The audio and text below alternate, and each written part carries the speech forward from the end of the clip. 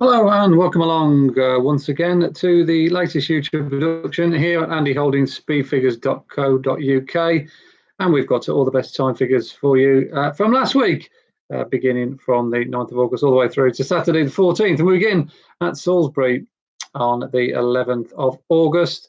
There was a very good fillies contest down at Salisbury, and Lilac Road proved the very worthy winner of a strongly run Group 3 contest.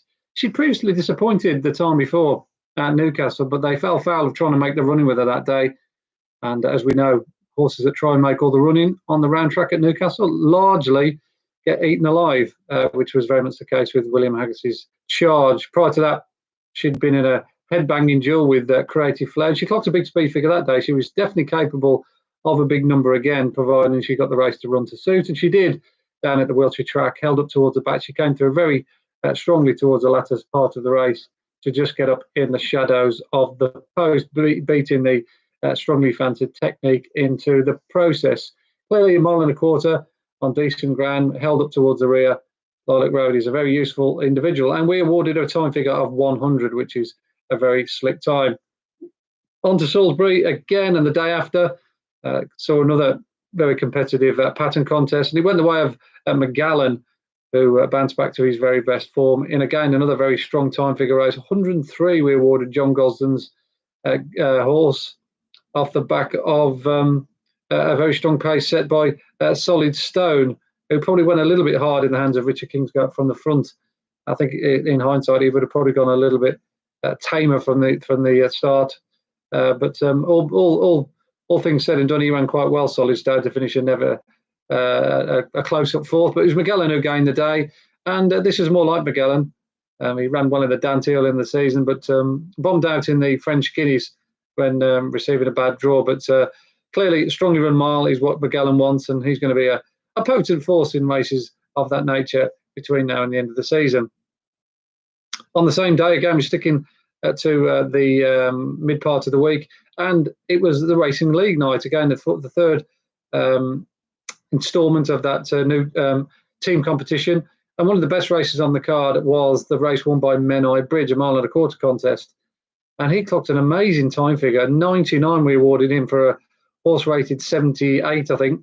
It was an exceptionally fast time. They went a real Herculean gallop from the start, and the week got sorted from the chaff. And despite being pushed out very wide on the outside on the wing, Charles Hill's Charge still had enough in his locker to withstand the late flourish of Oslo, who travelled all over his opponents, turning far. It looked as though it was only a question of how far Michael Appleby's Charge was going to win. But Menai Bridge dug deep and saw him off in the dash to the line. The pair of them are nicely clear of a nice horse of Alan King's back in third. And as I said, the time figure, particularly the circuit time, we've been doing circuit times now there for Lingfield for the thick end of 15 years, and I can't recall a race anywhere near as quick as this one. Even the Winter Derby and races like that, some of those Group 3s and listed races weren't as quick as this one. So I suggest we stay on the right side of that Menai Bridge form, as I think it's a pretty solid piece of form. On to the Saturday, and there was 3 horses in question there that very much caught the eye. Sacred was the number one on the numbers. 104, one of the best times we've awarded any race so far this season. I think this is a serious piece of form. And clearly, Sacred, given a strong run, 7 furlongs on good ground, is a very smart filly, as she proved early on in the season before blowing out, of course, over a mile in the 1,000 guineas behind Mother Earth.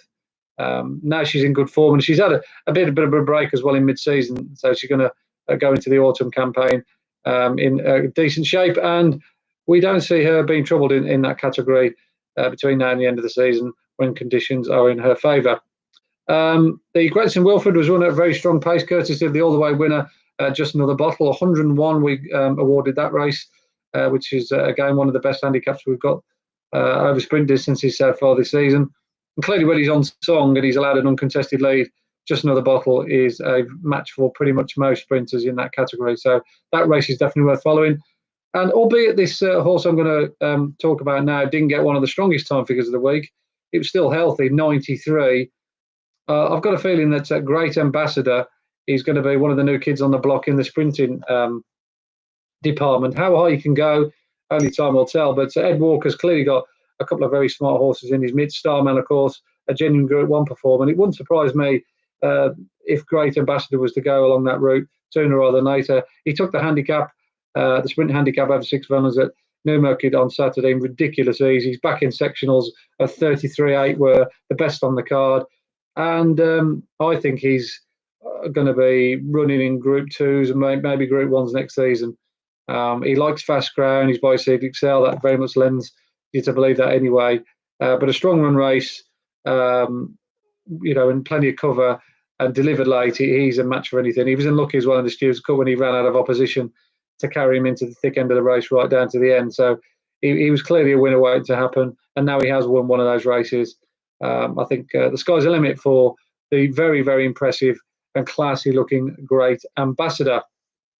So there we go. That's the Fantastic Six, we're going to call it, from last week. Lilac Road, clocking 100 at Salisbury. And Magellan 103 the day after at the Wiltshire venue. Menai Bridge 99 at Lingfield in the third fixture of the Racing League.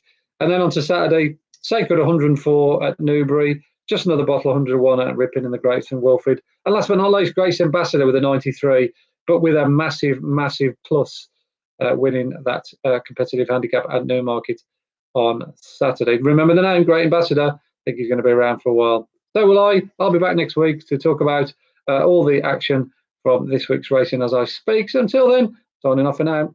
Goodbye till next week.